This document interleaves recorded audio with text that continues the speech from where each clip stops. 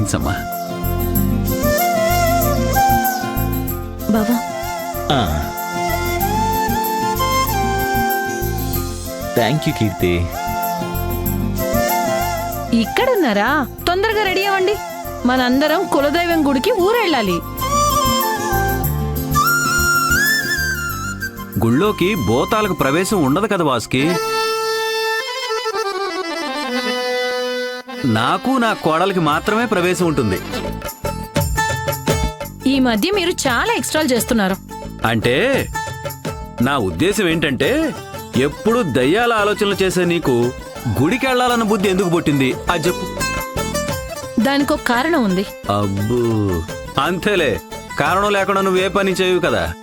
ఇంతకీ ఏంటా కారణం చెప్పు. పవిత్ర ఆదిలను తీసుకొని సీత వాళ్ళు గుడికెళ్తున్నారు. దైవానుగ్రహం వాళ్ళకి మాత్రమేనా? నా కొడుక్కి కోడలికి వద్దా? అందుకే మేం కూడా వస్తామని సీత వాళ్ళని బలవంతంగా ఒప్పించాను. అమ్మ కీర్తి, మనకు కావాల్సింది నువ్వు డిమాండ్ చేసి తీసుకోవాలి. నేను గట్టిగా అడిగాను కాబట్టి ఒప్పుకున్నారు, లేదంటే వదిలేసి వెళ్ళిపోయేవారు కదా. సరే సరే, ఆలస్యం అవుతుంది, తొందరగా రెడీ అవ్వండి, వెళ్ళండి.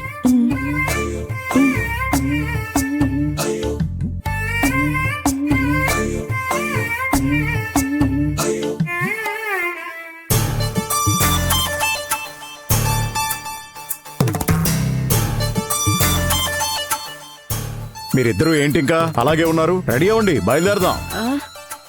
అసలు మీకు బుద్ధుందా? బుర్ర అరికాలులోకి జారిందా ఏంటి? ఎప్పుడు మొహం మార్చుకుని సైలెంట్ గా ఉంటారు కదా, ఇవాళేంటి లేని వేషాలు తెచ్చుకొని మా కొంప ముంచారు. నేనేం చేశాను ఇప్పుడు? ఆదిని పవిత్రని ఒంటరిగా వదిలేస్తే మన మనవరాలు ఆ అబ్బాయిని అర్థం చేసుకోవడానికి సీత ప్లాన్ చేస్తే తమరు మధ్యలో దూరి ఫ్యామిలీ సరదా సందడి అంటూ ప్లాన్ అంతా నాశనం చేశారు. ఓ, మరి నాకు ఆ మాట ముందుగా చెప్పొచ్చు కదా ముసలి. పిల్లల ఎదురుగా నోరు తెరిచి ఎలా చెప్పాలి? అప్పటికీ చెయ్యి గిల్లాను, కాలు తొక్కాను. అర్థం చేసుకోకపోగా చేతగాని కామెడీలొకటి. సారీ సీత, నేనే అర్థం చేసుకోక తొందరపడ్డాను. మరిప్పుడు ఏం చేద్దాం సీత?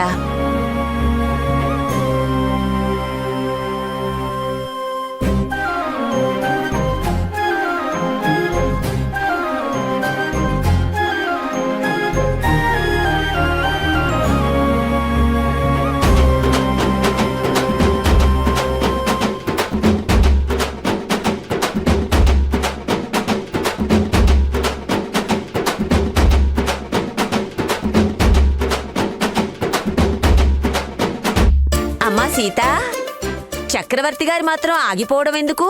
ఆయన కూడా మనతో వస్తే బాగుండేది కదా. మళ్ళీ ఒకసారి అడగకూడదు? ఆల్రెడీ మళ్ళీ అడిగాను, కానీ పనుందంట, అందుకే రాను అన్నారు. ఆగిపోయింత పనే ఉంది సీత, ఫ్యామిలీతో సరదాగా రావచ్చుగా. పవిత్రకి సంబంధించిన పనుందంట, అందుకే ఆయన రానన్నారు. ఆహా, అవును, పవిత్రకి సంబంధించిన పనేమిటి? పెళ్ళయ్యాక పవిత్రకింతవరకు నగలు చేయించలేదు కాబట్టి ఇప్పటికైనా ఇంటి కోడలికి నగలు చేయించాలని నగల షాప్ అతన్ని ఇంటికి రమ్మన్నారంట.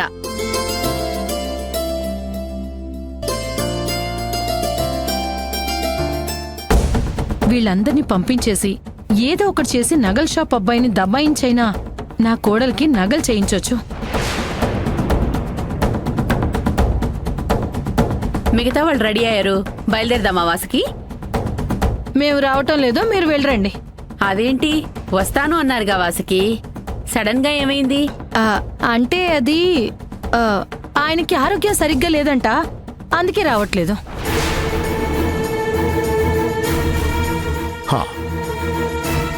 నాకే మస్కా కొట్టాలనుకుంటారా సీత? నన్ను ఏమార్చటం మీ వల్ల కాదు.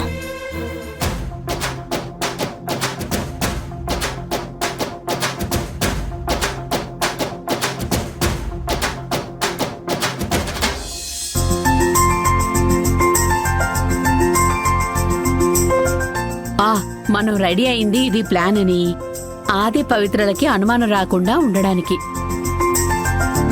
చివరి నిమిషంలో మనం ఆగిపోయి వాళ్ళిద్దరినీ ఎలా పంపిస్తాం?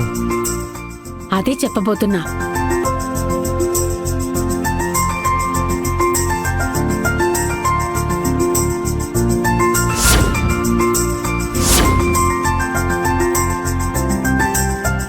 మీకు అర్థమైంది కదా? అన్ని పెట్టాను. నేను రెడీ సీతమ్మా.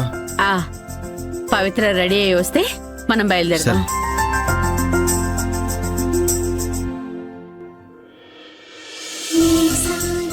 వెళ్దామా పవిత్ర? కీర్తి వాళ్ళని కూడా రానివ్వు సీతమ్మా, మనం బయలుదేరదాం.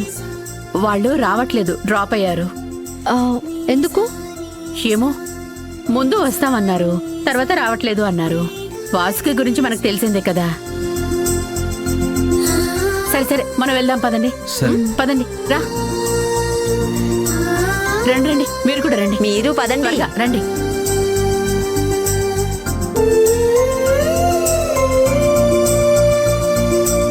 పెద్దాయనా, ఆ, ఆ, ఆ.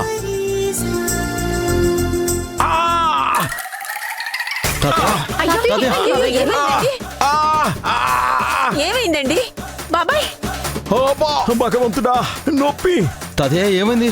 తాతయ్య ఏమైంది? ఉన్నట్టుండి కాలు బెనికిందమ్మా. అమ్మా, విపరీతమైన నొప్పి. ఇప్పుడే డాక్టర్కి ఫోన్ చేస్తాను, ఉండండి. డాక్టర్ వద్దు వద్దు, కనిపెట్టేస్తాడు.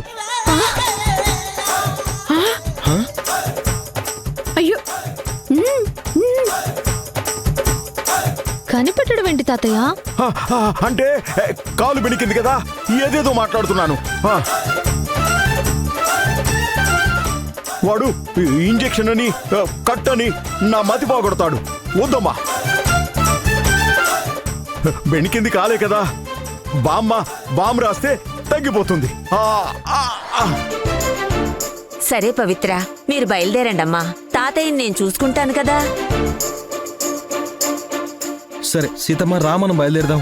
నేను రానులే ఆది. వీళ్ళిద్దరిని చూసుకోవడానికి నేను ఉండాలిగా. మీరు వెళ్ళరండి.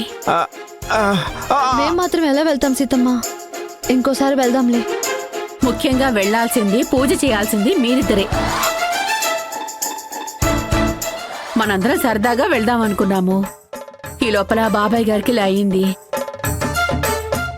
గుడికి వెళ్తూ వాయిదా వేయకూడదు, మంచిది కాదు. మీరిద్దరూ వెళ్ళొచ్చేయండి. వెళ్ళండి. జాగ్రత్త తాతయ్య. మీరు వెళ్ళండి. బాబాయ్, నొప్పిగా ఉందా? మేము చూసుకుంటాం, మీరు సరే, జాగ్రత్తగా చూసుకోండి. వెళ్ళి రండి. పవిత్ర, ఇదిగో ఇందులో అన్నీ ఉన్నాయి.